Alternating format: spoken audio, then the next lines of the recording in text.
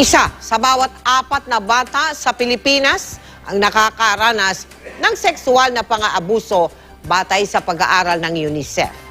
Ang masakit pa nito, isa ang mga kamag-anak sa nang-aabuso, gaya na lang ng kaso ng sanggol na aming tinulungan. Kamakailan lang napabalita ang kwento ng sanggol na itatago natin sa pangalang Lisa, na biktima ng sexual na pang-aabuso ng kanyang sariling ama. Humingi ng tulong sa GMA Kapuso Foundation ang kanyang inang itago naman natin sa pangalang Hilda para sa medikal na pangangailangan ng kanyang anak. Dahil yung anak ko po, nagka-UTI po, may dugo daw po at saka nana.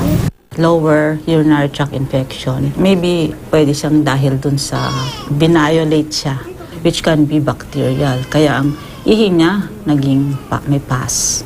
Agad naman nating tinugunan ang kanilang pangangailangang serbisyo medikal. Immediate consultation with a doctor or the proper authority should be sought at once. Sinamahan din ng aming team si Hilda kay Dr. Randy De Llosa na isang psychologist at psychiatrist para matulungan sa pinagdadaanan nilang mag-ina. Part ng counseling ay yung pag-isip kung ano yung solusyon.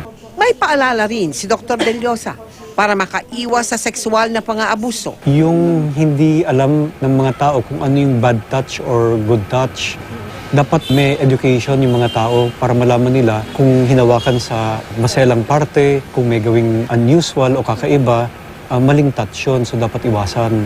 Sa ngayon, pansamantala munang tumutuloy sa isang shelter ang mag-ina. Pasalamat po ako sa lahat na tumulong sa akin.